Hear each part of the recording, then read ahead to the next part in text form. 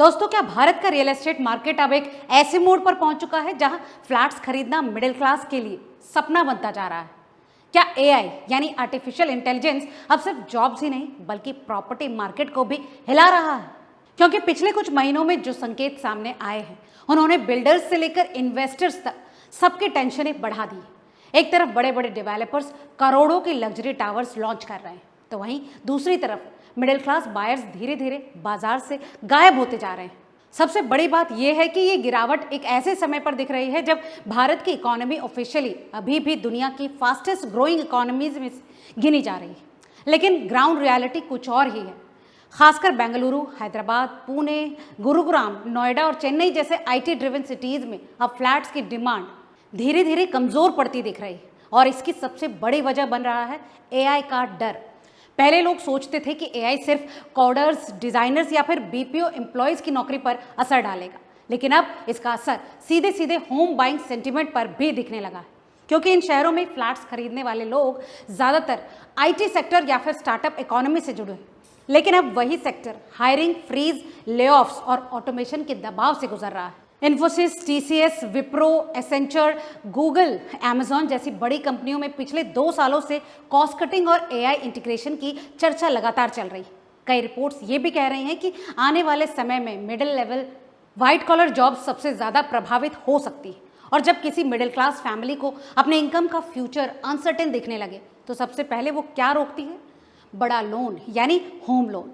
और दोस्तों, यही वजह है कि अब हजारों घर खरीदार वेट एंड वॉच मोड में चले गए।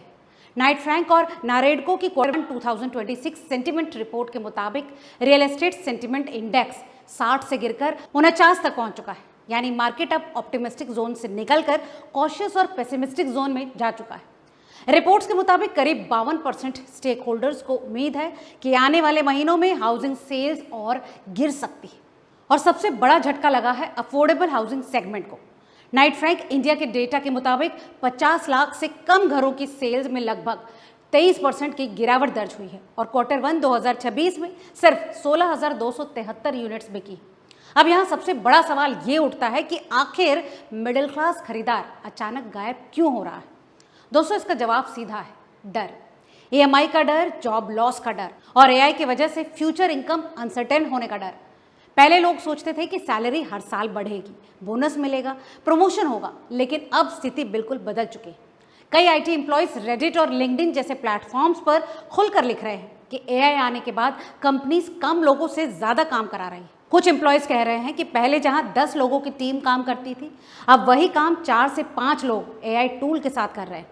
इसी वजह से युवा प्रोफेशनल्स अब 25 से 30 साल का होम लोन लेने से पहले 10 बार सोच रहे हैं। रेडिट के कई इंडियन रियल एस्टेट डिस्कशंस में लोग ये तक लिख रहे हैं कि अगर अगले 5 साल में जॉब सिक्योरिटी ही नहीं रही तो 1 करोड़ का फ्लैट खरीदकर ईएमआई कैसे भरेंगे? और यही साइकोलॉजी अब मार्केट को धीरे धीरे स्लो डाउन की तरफ धकेल रही है। लेकिन दोस्तों, कहानी का सबसे दिलचस्प हिस्सा अभी बाकी है, क्योंकि डिमांड कमजोर होने के बावजूद प्रॉपर्टी प्राइसेस नीचे नहीं आ रहे। आम आदमी सोच रहा है कि जब बायर्स कम हो रहे हैं तो फ्लैट सस्ते क्यों नहीं हो रहे? इसका जवाब बिल्डर्स और डेवलपर्स दे रहे हैं। उनका कहना है कि कंस्ट्रक्शन कॉस्ट लगातार बढ़ रही है, सीमेंट महंगा हो चुका है, स्टील की कीमतें ऊपर है, लेबर कॉस्ट भी बढ़ गई है, लैंड एक्विजिशन महंगी हो गई और सबसे बड़ी बात, इंटरेस्ट रेट्स भी लंबे समय तक ऊंचे रहे। यही वजह है कि डेवलपर्स प्राइसेस कट करने से बच रहे हैं। बिजनेस स्टैंडर्ड की एक रिपोर्ट के मुताबिक लगभग 73% डेवलपर्स मानते हैं कि प्रॉपर्टी प्राइसेस या तो स्टेबल रहेंगी या आगे और बढ़ सकती है। यानी अभी मार्केट में एक बेहद अजीब स्थिति बन चुकी है। डिमांड कमजोर है लेकिन प्राइसेस अभी भी हाई है। दोस्तों, यही वजह है कि कई एक्सपर्ट्स इस सिचुएशन को साइलेंट स्लोडाउन कह रहे हैं, यानी एक ऐसा स्लोडाउन जो धीरे धीरे अंदर से मार्केट को कमजोर कर रहा है, लेकिन बाहर से सब कुछ नॉर्मल दिखाई दे रहा है।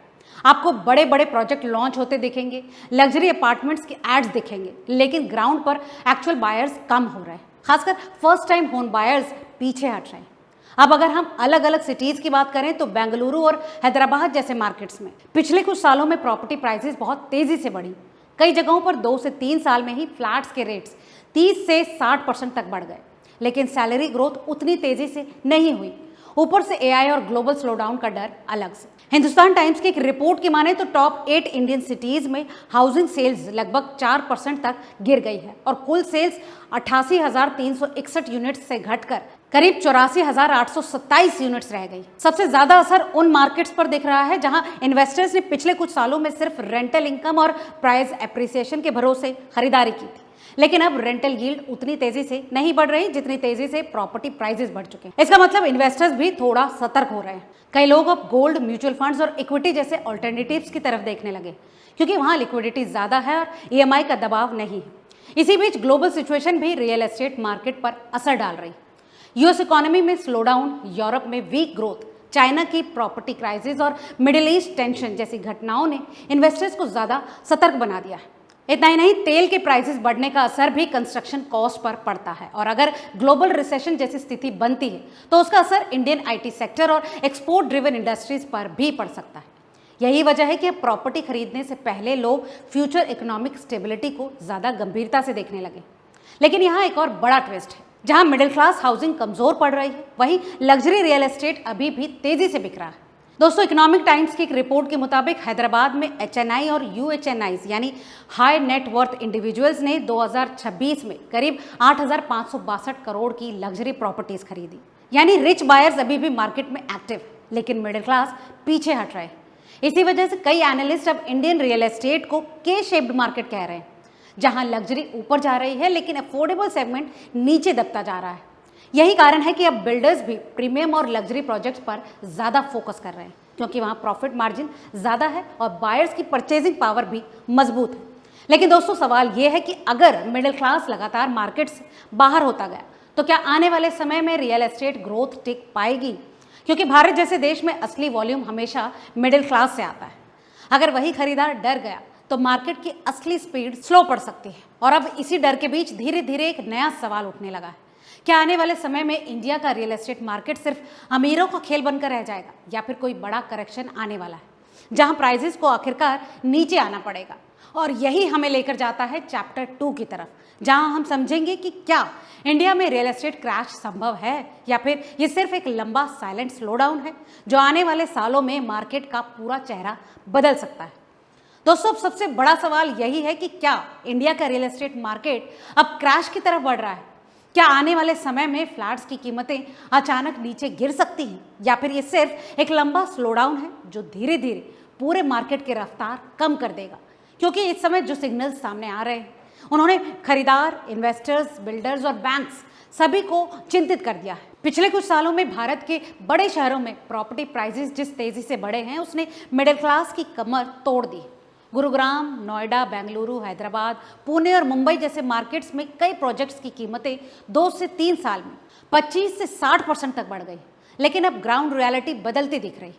हिंदुस्तान टाइम्स की एक रिपोर्ट की माने तो 2026 के पहले क्वार्टर में भारत के टॉप 8 सिटीज में हाउसिंग सेल्स करीब 4% गिर गई है और कुल सेल्स 88,361 यूनिट से घटकर लगभग 84,827 यूनिट्स रह गई। अब 4% गिरावट सुनने में छोटी लग सकती है, लेकिन रियल एस्टेट जैसे इंडस्ट्री में ये बहुत बड़ा संकेत माना जाता है क्योंकि प्रॉपर्टी मार्केट अचानक क्रैश नहीं करता, बल्कि पहले डिमांड कमज़ोर होती है, फिर इन्वेंट्री बढ़ती है और इसके बाद डिस्काउंट शुरू होते हैं और उसके बाद धीरे धीरे प्राइसेस में करेक्शन आता है। अभी इंडिया कई एक्सपर्ट्स के मुताबिक उसी शुरुआती फेज में दिखाई दे रहा है। सबसे ज़्यादा असर उन शहरों में दिख रहा है जहां पिछले कुछ सालों में इन्वेस्टर्स ने फियर ऑफ मिसिंग आउट यानी फोमो में खरीदारी की थी, खासकर आईटी और स्टार्टअप ड्रिवन सिटीज़ में। इंडियन एक्सप्रेस की एक रिपोर्ट की माने तो 2025 में कई बड़े शहरों में प्रॉपर्टी प्राइसेस लगभग 19% तक बढ़ गए, लेकिन सेल्स वॉल्यूम लगभग फ्लैट रहा। यानी साफ है कि प्राइसेस ऊपर जा रहे थे लेकिन बायर्स के नंबर उस रेशियो में नहीं बढ़ रहे। इसका मतलब मार्केट की ग्रोथ ऑर्गेनिक नहीं थी, बल्कि एक्सपेक्टेशंस और इन्वेस्टर्स सेंटिमेंट पर ज़्यादा आधारित थी। अब यही सेंटिमेंट कमज़ोर पड़ता दिख रहा है और इस पूरे बदलाव के पीछे सबसे बड़ा नया साइकोलॉजिकल फैक्टर बन चुका है एआई। दरअसल पहले लोग होम लोन लेते समय सोचते थे कि जॉब स्टेबल है, सैलरी हर साल बढ़ेगी, ईएमआई मैनेज हो जाएगी। लेकिन अब एआई ने पूरे वाइट कॉलर जॉब मार्केट में डर पैदा कर दिया है, खासकर आईटी सेक्टर में। गोल्डमैन सैक्स जैसे ग्लोबल फाइनेंशियल फर्म्स पहले ही वार्निंग दे चुकी है कि एआई आने वाले समय में लाखों व्हाइट कॉलर जॉब्स को प्रभावित कर सकता है। मैकिन्जी और पीडब्ल्यूसी की कई रिपोर्ट्स भी कहती हैं कि ऑटोमेशन आने वाले सालों में मिड लेवल ऑफिस जॉब्स पर दबाव बढ़ाएगा। अब इसका सीधा असर भारत के प्रॉपर्टी मार्केट पर पड़ रहा है, क्योंकि बेंगलुरु, हैदराबाद, पुणे, गुरुग्राम और नोएडा जैसे शहरों में फ्लैट्स खरीदने वाले बायर्स का बड़ा हिस्सा आईटी प्रोफेशनल्स हैं। लेकिन अब वही लोग रेडिट, लिंक्डइन और सोशल मीडिया पर खुलकर कह रहे हैं कि जब फ्यूचर इनकम का भरोसा नहीं तो 1 करोड़ का फ्लैट क्यों खरीदें। दोस्तों, यही वजह है कि अब हजारों लोग होम बाइंग डिसीजंस टाल रहे हैं। ईएमआई लेने से पहले लोग ये सोच रहे हैं कि अगर अगले 5 साल में एआई की वजह से सैलरी रुक गई या फिर जॉब चली गई तो लोन कैसे भरेंगे। और यही डर अब धीरे धीरे डिमांड को कमज़ोर कर रहा है। लेकिन यहाँ सबसे दिलचस्प बात यह है कि डिमांड गिरने के बावजूद प्राइसेस अभी भी नीचे नहीं आ रहे। तो आखिर ऐसा क्यों है? इसका जवाब डेवलपर्स दे रहे हैं। उनका कहना है कि कंस्ट्रक्शन कॉस्ट लगातार बढ़ रहे हैं। सीमेंट महंगा, स्टील महंगा, लेबर कॉस्ट ऊंची, लैंड महंगी, अप्रूवल प्रोसेस महंगा और ऊपर से फाइनेंशियल कॉस्ट भी बढ़ गई। यही वजह है कि डेवलपर्स अब प्राइस कट करने से बच रहे हैं। बिजनेस स्टैंडर्ड की एक रिपोर्ट कहती है कि लगभग 73% डेवलपर्स मानते हैं कि प्रॉपर्टी प्राइसेस या तो स्टेबल रहेंगे या फिर आगे और बढ़ेंगे। यानी अब बिल्डर्स भी प्राइस वॉर शुरू करने के मूड में नहीं। लेकिन अगर डिमांड लगातार कमज़ोर होती गई तो आने वाले समय में डेवलपर्स को hidden discounts, flexible pavement plans और इन्वेंट्री क्लियरेंस ऑफर्स देने पड़ सकते हैं। कई मार्केट्स में इसकी शुरुआत भी दिखने लगी। कुछ डेवलपर्स अब free modular kitchen, stamp duty waiver, zero floor rise और अशोर्ड रेंटल रिटर्न जैसे ऑफर्स देने लगे। यानी ऑफिशियली प्राइसेस वही रखी जा रही हैं, लेकिन इनडायरेक्ट डिस्काउंट्स शुरू हो चुके हैं। यही अक्सर स्लोडाउन का शुरुआती संकेत माना जाता है। लेकिन दोस्तों, कहानी का दूसरा पक्ष भी है और यही इंडियन रियल एस्टेट मार्केट को बाकी देशों से अलग बनाता है। क्योंकि जहां मिडिल क्लास हाउसिंग कमज़ोर पड़ रही है, वहीं लग्जरी रियल एस्टेट अभी भी ज़बरदस्त तेज़ी से बिक रहा है। इकोनॉमिक टाइम्स की एक रिपोर्ट के मुताबिक सिर्फ हैदराबाद में ही 2026 के दौरान एचएनआई और यूएचएनआईज यानी हाई नेटवर्थ इंडिविजुअल्स ने करीब 8,562 करोड़ की लग्जरी प्रॉपर्टीज खरीदी। यानी रिच बायर्स अभी भी मार्केट में अग्रेसिव तरीके से खरीदारी कर रहे हैं। मुंबई, दिल्ली, एनसीआर और हैदराबाद में 5 करोड़ से 20 करोड़ तक के लग्जरी फ्लैट्स की डिमांड कई जगह मजबूत बनी हुई है, क्योंकि अमीर खरीदार रियल एस्टेट को सिर्फ रहने की जगह नहीं बल्कि वेल्थ प्रिजर्वेशन एसेट मानते हैं। वहीं दूसरी तरफ मिडिल क्लास ईएमआई और जॉब सिक्योरिटी के डर में फंसी। इसी वजह से कई एक्सपर्ट्स अब इंडियन रियल एस्टेट को के शेप्ड मार्केट कह रहे हैं। यानी एक ऐसा मार्केट जहां ऊपर वाला हिस्सा यानी लग्जरी तेजी से ऊपर जा रहा है, जबकि नीचे वाला अफोर्डेबल और मिड सेगमेंट दबाव में आ रहा है। नाइट फ्रैंक इंडिया की कई रिपोर्ट्स भी दिखाती हैं कि प्रीमियम हाउसिंग की डिमांड अभी भी अपेक्षाकृत मजबूत बनी हुई है, जबकि अफोर्डेबल सेगमेंट लगातार कमजोर हो रहा है। दोस्तों, अब यहाँ सबसे बड़ा खतरा क्या है? खतरा यह है कि अगर मिडिल क्लास लगातार मार्केट से बाहर होता गया तो रियल एस्टेट की असली ग्रोथ रुक सकती है, क्योंकि इंडिया जैसे देश में वॉल्यूम हमेशा मिडिल क्लास से आता है। लग्जरी मार्केट हेडलाइंस बना सकता है, लेकिन पूरी इंडस्ट्री को चलाने के लिए लाखों मिडिल क्लास खरीदारों की ज़रूरत है। और अगर वही खरीदार डर गया तो धीरे धीरे अनसोल्ड इन्वेंट्री बढ़ सकती है। एनरॉक और प्रॉप इक्विटी जैसी एजेंसीज पहले ही कई रिपोर्ट्स में बता चुकी हैं कि कई मार्केट्स में अनसोल्ड इन्वेंट्री का दबाव फिर से बढ़ने लगा। अब अगर इंटरेस्ट रेट्स लंबे समय तक ऊंचे रहते हैं तो स्थिति और मुश्किल हो सकती है, क्योंकि होम लोन ईएमआई अभी भी कई फैमिलीज के बजट पर भारी पड़ रही। आरबीआई ने भले ही कुछ राहत के संकेत दिए हों, लेकिन ग्लोबल इन्फ्लेशन और ऑयल प्राइसेस का दबाव इंटरेस्ट रेट साइकिल को प्रभावित कर रहा है। Global tension, US Iran conflict, middle east crisis, crude oil prices और ग्लोबल रिसेशन की आशंकाएं इंडियन रियल एस्टेट को भी प्रभावित कर सकती है, क्योंकि अगर ग्लोबल इकोनॉमी कमज़ोर हुई तो उसका असर Indian IT export, startup funding और कॉर्पोरेट हायरिंग पर भी पड़ेगा। और अगर हायरिंग स्लोडाउन बढ़ा तो मेट्रो सिटीज़ में प्रॉपर्टी डिमांड और कमज़ोर हो सकती है। यही वजह है कि अब इन्वेस्टर्स भी ज़्यादा सावधान हो चुके हैं। पहले लोग सोचते थे कि प्रॉपर्टी कभी नीचे नहीं जाती, लेकिन दोस्तों अब लोग यही सवाल पूछ रहे हैं कि क्या अगले 5 से 10 साल में रियल एस्टेट रिटर्न्स उतने मजबूत रहेंगे जितने पहले थे। इस बारे में कुछ एक्सपर्ट्स मानते हैं कि इंडिया में यूएस या फिर चाइना जैसे फुल स्केल प्रॉपर्टी क्रैश अभी मुश्किल है, क्योंकि यहाँ डिस्ट्रेस सेलिंग कम होती है, लोग जल्दी प्रॉपर्टी बेचते नहीं और बैंक्स भी अग्रेसिव फोरक्लोजर से बचते हैं। लेकिन इसका मतलब ये नहीं है कि रिस्क नहीं है। कई एनालिस्ट मानते हैं कि इंडिया में टाइम करेक्शन हो सकता है, यानी प्राइसेस अचानक नहीं गिरेंगी लेकिन कई सालों तक स्टेबल रह सकती है, जबकि इन्फ्लेशन और ईएमआई की वजह से रियल रिटर्न्स कमज़ोर पड़ जाएंगे। दूसरे शब्दों में कहें तो फ्लैट्स की कीमतें कागज पर वही रह सकती हैं, लेकिन असली परचेजिंग पावर के हिसाब से उसकी वैल्यू धीरे धीरे कम हो सकती है। दोस्तों, यही वजह है कि अब रियल एस्टेट मार्केट में सबसे बड़ा सवाल यही बन चुका है कि क्या फ्लैट्स अब सेफ इन्वेस्टमेंट हैं या धीरे धीरे रिस्क बनते जा रहे हैं। क्योंकि एक तरफ एआई जॉब्स को बदल रहा है, दूसरी तरफ मिडिल क्लास ईएमआई से डर रही है, तीसरी तरफ लग्जरी मार्केट अमीरों के दम पर चल रही है और चौथी तरफ ग्लोबल इकोनॉमी लगातार अनिश्चित होती जा रही है। यही वजह है कि अब कई लोग प्रॉपर्टी खरीदने से पहले सिर्फ लोकेशन नहीं बल्कि future job security, AI impact, rental yield, interest rate और ग्लोबल इकोनॉमी तक एनालाइज कर रहे हैं। यानी रियल एस्टेट अब सिर्फ घर खरीदने की कहानी नहीं रहा, बल्कि ये फ्यूचर फाइनेंशियल सर्वाइवल का सबसे इंपॉर्टेंट डिसीजन बन चुकी है। दोस्तों, इस बारे में आपकी क्या राय है, हमें कमेंट करके जरूर बताएं।